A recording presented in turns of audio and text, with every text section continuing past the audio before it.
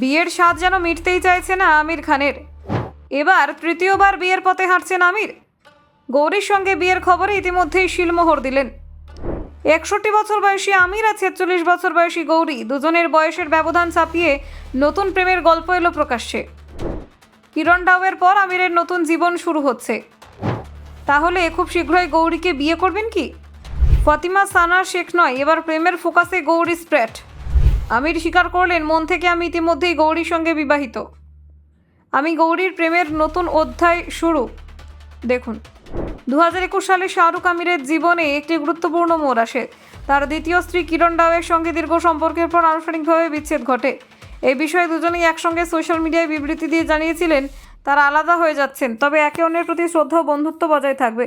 বিচ্ছেদের পরই সিনেমা জগৎ এবং মিডিয়ায় আলোচনা শুরু হয়েছিল, বিশেষ করে অভিনেতা কার সঙ্গে সম্পর্কে জড়িত তা নিয়ে।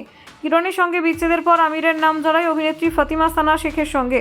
যদিও সেই সম্পর্কে প্রকাশ্যে তিনি কোনো কিছুই বলেনি, তবু মিডিয়া এবং ভক্তরা বিভিন্ন রকম অনুমান করতেন।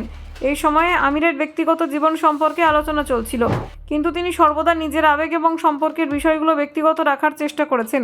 কিরণের আগে আমিরের সম্পর্ক ছিল রীনা দত্তের সঙ্গে।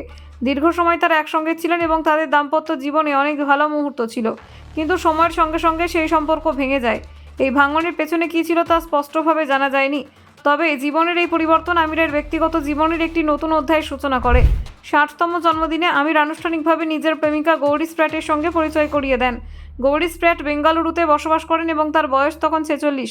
তিনি এক পুত্র সন্তানের মা। এই অনুষ্ঠানে আমির স্পষ্টভাবে জানিয়েছেন যে তিনি গৌরীর সঙ্গে দীর্ঘমেয়াদী সম্পর্ক গড়ে তুলতে আগ্রহী এবং দুজনের মধ্যে পারস্পরিক প্রতিশ্রুতি রয়েছে। প্রসঙ্গত, গৌরীর সঙ্গে সম্পর্কের বিষয়টি বেশ সময় ধরে চলেছিল। ভক্ত এবং মিডিয়া অনেক সময় এই সম্পর্ক জানতে চাইছিল। সম্প্রতি মুম্বাইয়ের একটি অনুষ্ঠানে আমির স্পষ্টভাবে বলেছেন, গৌরী ও আমি দুজনে এই সম্পর্ককে খুব গুরুত্ব দিচ্ছি। আমরা একে অপরের প্রতি প্রতিশ্রুতিবদ্ধ। আমরা তো একসঙ্গেই আছি।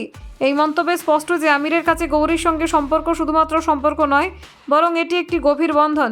তিনি আরও বলেন, মন থেকে আমি ইতিমধ্যেই গৌরীর সঙ্গে বিবাহিত, তবে যে ধরনের নিয়মকানুন থাকে সেগুলো আপনাদের জানাবো। আমাদের সম্পর্ক আরও কিছুটা এগোবে। এই মন্তব্য থেকে বোঝা যায় যে আমির ব্যক্তিগতভাবে গৌরীর সঙ্গে জীবনযাত্রায় একত্রিত হতে চান এবং হয়তো ভবিষ্যতে আনুষ্ঠানিকভাবে বিয়ে করতে পারেন। বর্তমানে মুম্বাইয়ের একটি বাড়িতে আমির এবং গৌরী একসঙ্গে বসবাস করেন। এর ফলে তাদের সম্পর্ক আরও দৃঢ় এবং স্থিতিশীল হয়েছে। দুজনের মধ্যে পারস্পরিক বোঝাপড়া এবং দায়িত্ববোধ লক্ষ্য করা যায়। ভক্তরা এই নতুন যুগলকে বেশ উৎসাহের সঙ্গে দেখছেন।